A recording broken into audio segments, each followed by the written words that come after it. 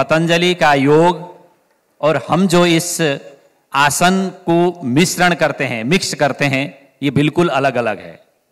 आसन अलग है, योग अलग है। योग चित्तवृत्ति निरोध, यहां से शुरू हुआ, चित्त के वृत्तियों का निरोध करना, बहुत बड़ा विषय है। हम बाह्यमुखी हो गए, अंतर्मुखी जाने के लिए हमको आहार शुद्धो सत्व शुद्धि पहले ही कहा गया। जब तक हमारा आहार शुद्ध नहीं होगा तब तक हमारी प्राण जो है वो सूक्ष्म अति सूक्ष्म नहीं होगे, प्राणों के अधीन मन है। What is this chitta? Chitta, Swami Vivekananda is Raja Yoga, translate not as mind but as mind stuff or mind apparatus.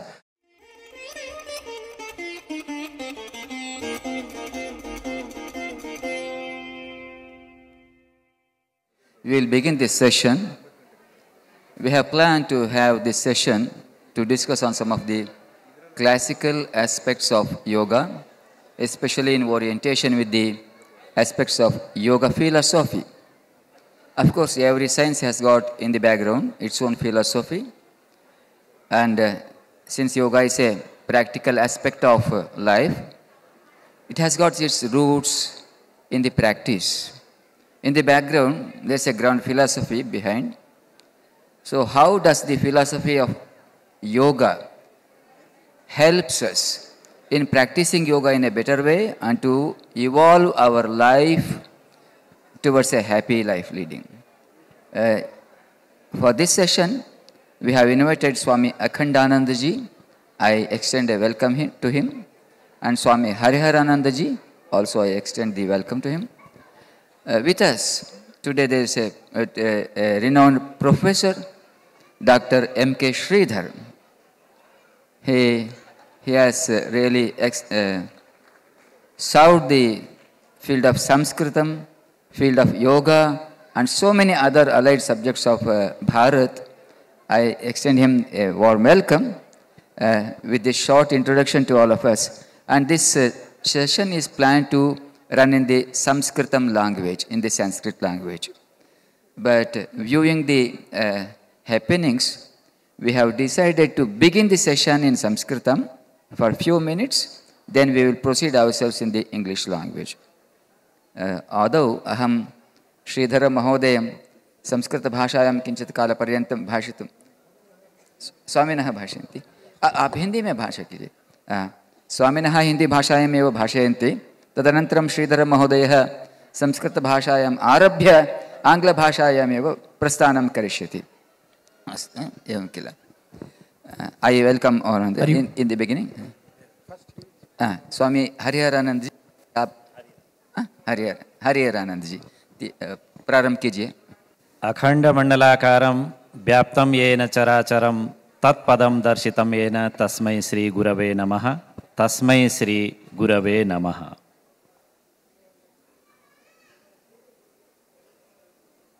Yoga, योग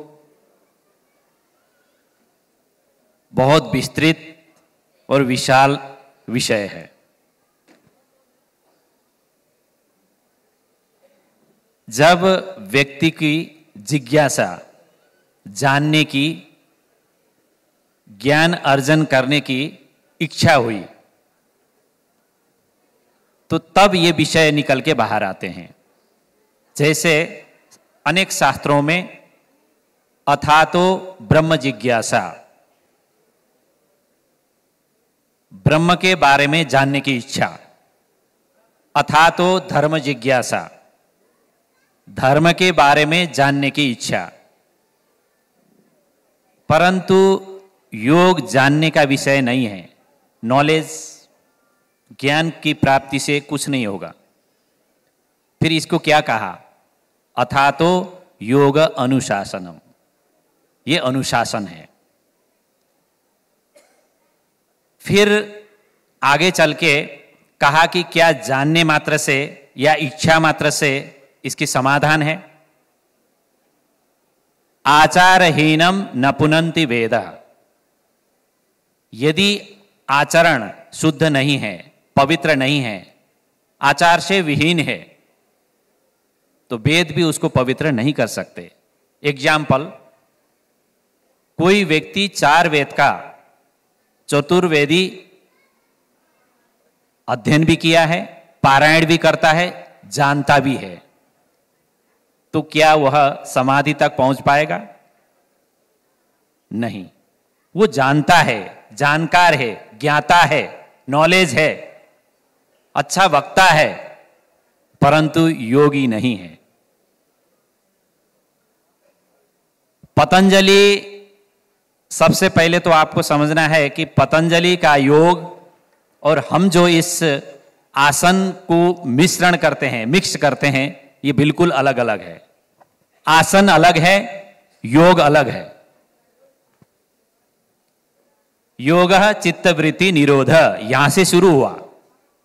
चित्त के वृत्तियों का निरोध करना बहुत बड़ा विषय है, कम समय में इसका व्याख्यान करना संभव नहीं है। कुछ कुछ जो सूत्र हैं, पैनल में और भी हैं विद्वान, वो इसका व्याख्या करें। जहां तक मेरी समझ में सांख्य में भी आया, सांख्य दर्शन में भी, अब योग दर्शन में भी, प्रकृति 5 प्रकार के दुख हमें देती है, या 5 प्रकार के दुख से हम परेशान हैं जीवन भर। क्या क्या है? क्लेश जिसे कहते हैं, 5 क्लेश हैं। राग, द्वेष, अस्मिता, भय, अविद्या। ये 5 को भी आप समझ जाएंगे तो जीवन को सार्थक और सही दिशा में आगे ले सकते हैं। जैसे राग क्या है, मैं केवल एग्जाम्पल दूंगा, व्याख्या नहीं करूंगा अंतर्गत जाके। कोई आपका प्रिय व्यक्ति है, अत्यंत घनिष्ठ है, क्लोज है, उसके साथ रिलेशन बहुत अच्छा है, परंतु व्यक्ति गलत है, गलत आचरण करता है, गलत संगत में जाता है, गलत खान पान है, उसकी अशुद्धियां बहुत सारे हैं, और कोई व्यक्ति उसके बारे में टिप्पणी करता है आपके समक्ष में, आप तुरंत बोलेंगे नहीं, उसके बारे में कुछ नहीं बोलना। ये राग है। द्वेष, कोई बहुत बड़ा विद्वान है, एजुकेटेड है, नॉलेज है उसके अंदर, बहुत कुछ शुद्ध पवित्र भाव है उसमें, बड़ा व्यक्ति है, पहुंचा हुआ ऊंचा है, परंतु उसके संबंध में कोई द्वेष रखता है, अर्थात उसका साथ तालमेल नहीं है, और आपने वहां बैठ के उनके बारे में चर्चा किया कि वो बहुत अच्छे हैं, व्यक्ति बढ़िया हैं, सुंदर हैं, ये है वो है, पर वो तुरंत बोलेगा नहीं नहीं नहीं, अरे मेरे से तो मेल खाता नहीं है। अर्थात वह सही होते हुए भी सुनना नहीं चाहता, श्रवण करना नहीं चाहता, वह द्वेष है। ये है राग और द्वेष। अब आया अस्मिता। अस्मिता अहंकार। अहंकार अर्थात कुछ भी हो, व्यक्ति के अंदर वह गुण हो चाहे ना हो, हर वक्त अहम में रहना, अहंकार में रहना, वह अहंकार है। भय, भय है जो है नहीं उसके बारे में सदा डरते रहना, वह भय है। अर्थात जैसे मृत्यु, मृत्यु का भय किसको नहीं है? सबको है। हम एक दिन मरेंगे, यह भय है। इसी भय के कारण व्यक्ति किसी न किसी से जुड़ा रहता है, कभी शास्त्र चिंतन भी करता है, कभी गंगा स्नान भी करता है, कभी मंदिर में जाके भगवान को प्रणाम भी करता है कि हे प्रभु मुझे बचाए रखना, जो कि गलत है। मरता तो कोई भी नहीं है, शुद्ध बुद्ध चैतन्य स्वरूप है आत्मा। आत्मा अजर अमर है, हम पुनर्जन्म को मानते हैं, आत्मा को तो जो है शाश्वत सत्य मानते हैं, तो फिर भय किस बात का है? यह भय सदा हम साथ में लेके चलते हैं, यह भी गलत है, यह भी क्लेश है, दुख है। अब अंत में है अविद्या। अविद्या है अज्ञान। ये सारी चीजों को क्यों हम अपने अंदर लेके फिर रहे हैं, घूम रहे हैं, भ्रमण कर रहे हैं? क्योंकि इसके बारे में जानकारी नहीं है, ज्ञान नहीं है। रीते ज्ञानान न मुक्ति, वेद भी कहता है कि जब तक ज्ञान न हो तब तक मुक्ति संभव नहीं है। इन 5 क्लेशों को दूर करने के लिए प्रकृति द्वारा प्रदत्त ये 5 क्लेश, जिसके कारण हम जीवन भर दुखी हैं, इन 5 क्लेश को दूर करने के लिए योग में पतंजलि ने 8 नियम बताए हैं। उन 8 नियम को आप जानते हैं। यम, नियम, आसन, प्राणायाम, प्रत्याहार, ध्यान, धारणा, समाधि। अब इसके संबंध में व्याख्या करने में समय लगेगा और आप सब जानते भी हैं, और बीच में फिर इसके संबंध में पैनल में बैठे अन्य विद्वानों से भी मैं भी श्रवण करूं, फिर उसके साथ में सम्मिलित होकर मैं भी आगे इसके संबंध में आपको जानकारी कराऊंगा। प्रणाम। Thank you very much, Swamiji. Now, of course, we can have further discussions. First, we will move. I request Swami Akhandanandaji to present this.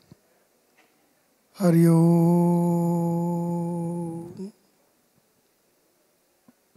वैसे तो अभी स्वामी जी ने बहुत अच्छे से बता दिया तो योग के विषय में, परंतु वही बात है कि जो स्वामी जी ने कहा कि बिना ज्ञान के तो सब कुछ अधूरा है ही, लेकिन बिना क्रिया के ज्ञान अधूरा है।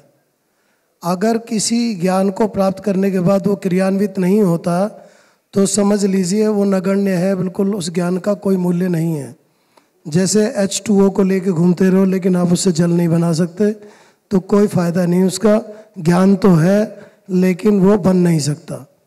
तो जब तक आप किसी चीज़ पे क्रियान्वित ना हो जाएं, हमारा मन जो है वो 4 चीज़ों को मांगता है, सुख, समृद्धि, ज्ञान और आनंद।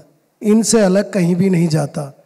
पूरा संसार इन्हीं चारों में अटका है, क्योंकि मन कहता है कहीं सुख है तो सुख एक दूसरे से ढूंढता हुआ घूमता है और वो पूछता है कि कहीं सुख है तो जरा सा हमें दे दीजिए। उसके बाद वो कहता है कि समृद्धि, मैं समृद्ध हो जाऊं, पूरे संसार की समृद्धि मुझे प्राप्त हो जाए, मुझे किसी से लेना ना पड़े। वो समृद्ध होना चाहता है। उसके बाद हरिओम, उसके बाद वो कहता है समृद्धि के बाद मुझे ज्ञान, इस संसार का सारा ज्ञान मुझे हो जाए, अखिल ब्रह्मांड का ज्ञान मुझ में आ जाए ताकि मुझे किसी से ज्ञान ना लेना पड़े। लेकिन वो सब बार बार मांगता है बाहर वाले लोगों से।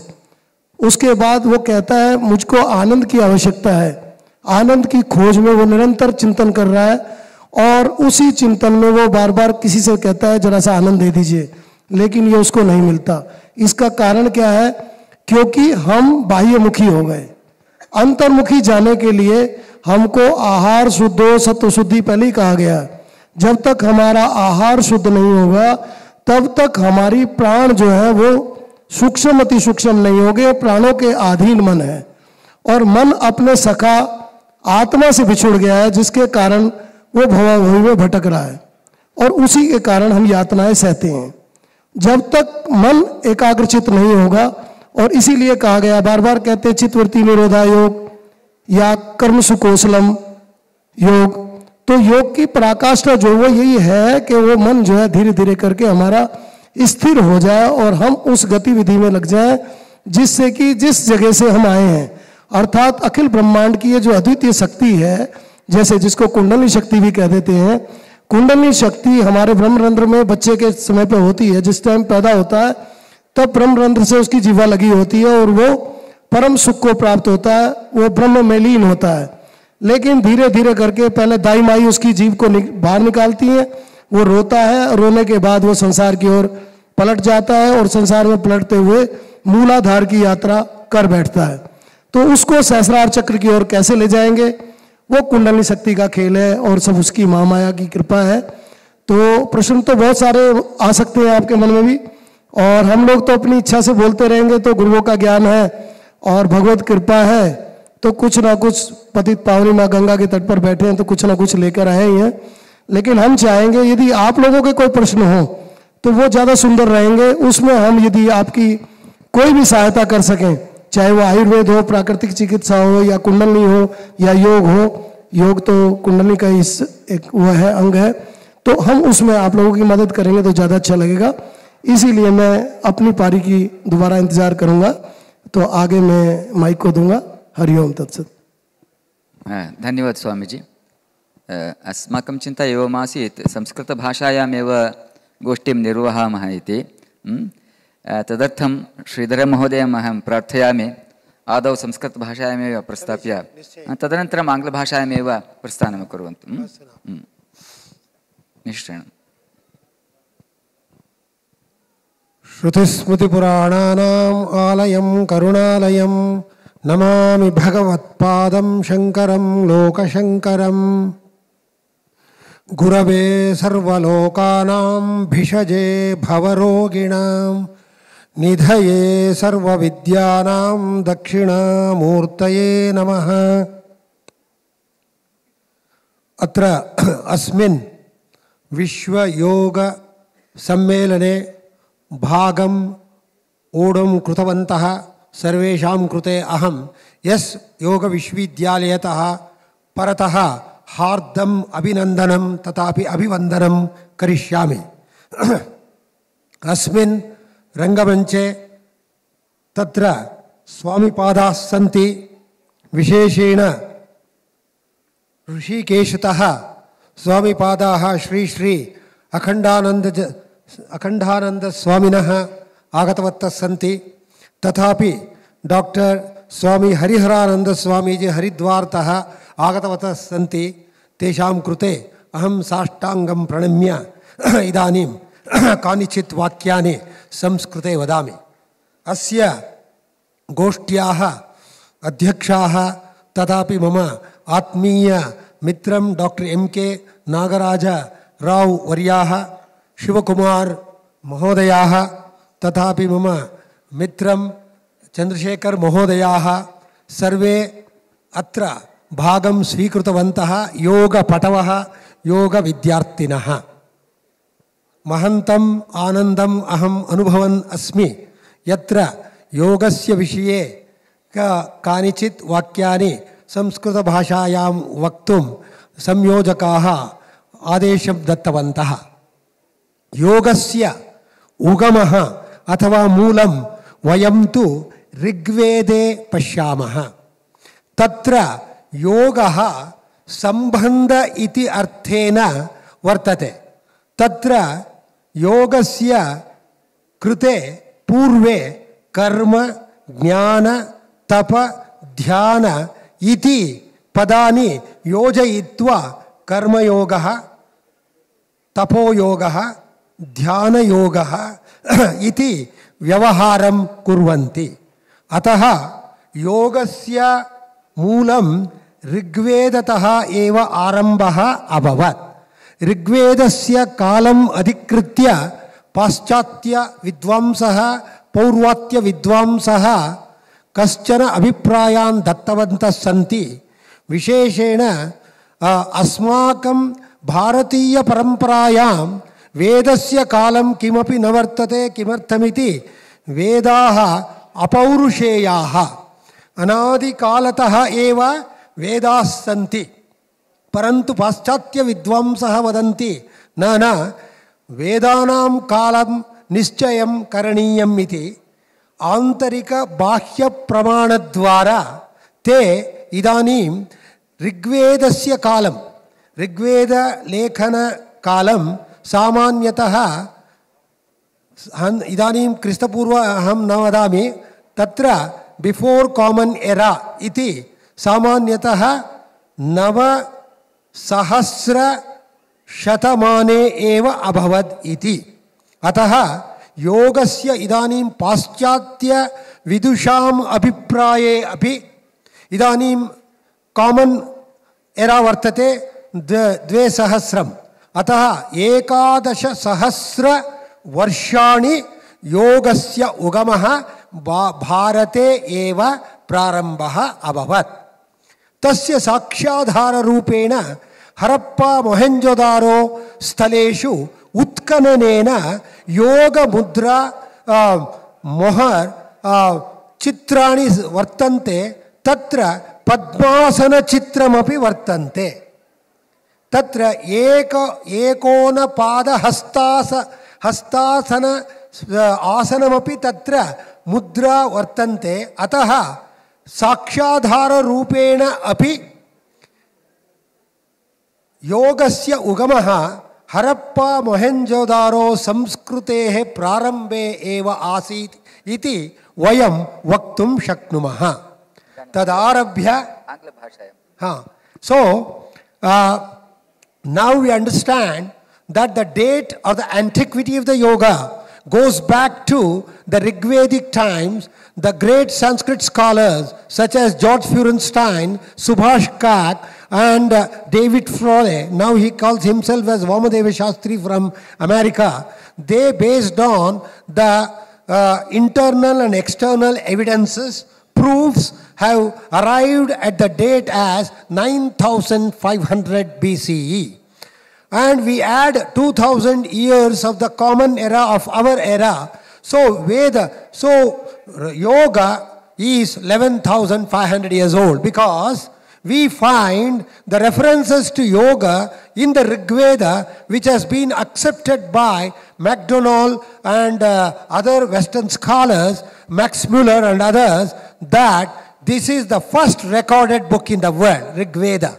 So, based on that references also, we can safely say that Rig Veda is 11,500 years old. Then came Yajurveda, Samaveda, Atharva Veda, and references to Vedas is found in the Rig Veda in the relationship of Sambandha. Yogo Sambandha iti. Yoga means Sambandha or relationship. What is that relationship? The relationship between the individual soul and the supreme soul. This individual consciousness and the supreme consciousness. Modern theoretical physicists call this supreme consciousness as qualia. Qualia is the word used by theoretical physicists, and this qualia or the supreme consciousness, the individual consciousness get united with the supreme consciousness at the highest level of dhyana or meditation, and that is considered yoga, elaborated by Patanjali Yoga Sutras in 195 sutras in the Samadhipada as various types of yoga, like the Savichara, Nirvichara, Savishesha, Nirvikalpa, Saviskalpa, Nirvikalpa, and so on. So yoga developed over a period of time from its stage of the Rig Veda to the present Hatha Yoga Pradipika, and also the Yoga Vasishtha taught by the royal priest Vasishtha to the heir apparent, the prince Rama, in the Yoga Vasishtha, consisting of 32,000 verses, in which he has elaborately spoken about the body, mind and consciousness. So, the aim of yoga is the harmony between body, deha, mind, manas and consciousness, Paramachaitanya. This consciousness is called as the Parabrahman in the Vedantic philosophy. The supreme consciousness, the ultimate consciousness, which pervades the entire universe, which is present in us in the form of Jivatma. Therefore, the word Chitta, when we say Yogaha, Swaminaha Uktavantaha, Yogaha Chitta Vritti Nirodhaha, the second aphorism of the Patanjali Yoga Sutras. What is this Chitta? Chitta, Swami Vivekananda is Raja Yoga, translate not as mind, but as mind stuff or mind apparatus. This mind stuff or the mind apparatus consists of mind or manas, buddhi or determinative faculty, that is the translation done by Swami Vivekananda, that is intelligence which differentiates between good, bad, right, wrong, righteousness, unrighteousness, and so on. That is the part of the manas or the buddhi. Then ahankara, egoism, that I am teaching, I am learning, I am dancing, that egoism. So manas, buddhi, ahankara, mind, determinative faculty and egoism combined together is called internal assessment or antahkarana. With that comes smriti or remembrance. We remember many things. We always remember bad things. I insulted a boy, insulted a girl. He or she remembers throughout the life. I have given great recommendation and praises that they forget. So smriti is very strong. Smriti is remembrance. This smriti, smrutir labdhe sarva grantina mokshaha. That is what comes in the Upanishad, Prashna Upanishad. So, smriti is a part of chitta again. So, manas, buddhi, ahankara, smriti. Then the last one is chit. Chit means consciousness. Chit sambandhi chaityam, chaitanyam. All the five combined together is called chitta, not just mind. So we have made mistake by calling manas chitta as mind. No, it's a combination of all these five constituents as elaborated by Vyasa in his Bhashya in the second sutra of the Patanjali Yoga Sutras, later in Hatha Yoga Pradipika, referred to by Swami Akandhanandaji. So ultimately, what is the philosophy of yoga? Philosophy of yoga is very well, is the samanvaya or the harmony between body, mind and consciousness. Each appears to be independent, separate constituents, but all of them combined together we have to strike a balance and strike the harmony that is called yoga. It cannot happen as long as we turn our mind externally, because we are influenced externally by people, places, things, incidents, etc. So we have to turn inward. From Bahiranga Yoga, we have to turn inward, Antaranga Yoga, and concentrate on Dharana. Uninterrupted concentration for 12 seconds, as the research done by Maharshi Mahesh Yogi and his disciples 40 years ago. If that is multiplied 12 to the power square, 144 seconds, that is called Dhyana. Then beyond that comes the Samadhi, where the individual soul or consciousness get merged with supreme consciousness, and still you are aware of it. That is called Arivu. This awareness of getting united with the supreme consciousness is yoga. It can happen only through Antaranga Yoga, but the Bahiranga Yoga, Yama, Niyama, Asana, Pranayama, Pratyahara are the stepping stone for getting that Antaranga Yoga. That is the philosophy of yoga, summarized extremely well by Swami Vivekananda in his Raja Yoga. He says, each soul is potentially divine. The goal is to manifest the divinity by controlling nature, external or internal. Do this either by work, means karma yoga, or worship, bhakti yoga, or knowledge, jnana yoga, or by meditation, raja yoga. By one or more or all of these and be free. This is the whole of religion. Doctrines or dogmas, rituals or books, temples or forums are of secondary details. The whole world is engaged in war with other countries, in the name of religion. Religion, we should go beyond religion and attain spirituality. Spirituality of all 7 major religions of the world is same. To get united with the ultimate consciousness as elaborated by Jesus, to find the kingdom of God is within you. The same was told by Moses when he said, I am that I am. That was elaborated in Upanishads long ago, Tattvam Asi, you are that. So let us attain that with the help of the great sadhus. Swamiji is here with the wonderful organization of M.K. Nagaraj Rao and others. Yoga is getting a global attention now. So this yoga has got the global attention. We have completed 10 International Day of Yoga. Hearty congratulations to people, yoga scholars, yoga practitioners who have come from all parts of India and the world to promote this great yoga which is going to enhance our potentialities. We have done research in our Anveshana state-of-the-art research lab, where by doing yoga, the stress can be reduced from 32% to 18% to 12%. Our Honorable Chancellor, Dr. H.R. Nagendraji, considered as the yoga guru of Modi ji, has developed 7 techniques as a mechanical engineer. From mechanical engineering, he moved on to human engineering. From human engineering, he is into spiritual engineering and had developed 7 techniques. Anybody can, he has not patented that. Anybody can practice that. Nagaraj Rao is here. Chandrasekhar, earliest batch is there. I am here since 76 batch. We were all trained in those 7 techniques, develop that and gain and attain divinity, which is the ultimate aim of every person in this world. Namaskar, dhanyavad. I offer my grateful thanks to the organizers for giving me this rare opportunity to speak few words about yoga. Thank Namaskar, you so much. Dhanyavad. Thank you so much. Your presence here has really brought a greater delight for all of us.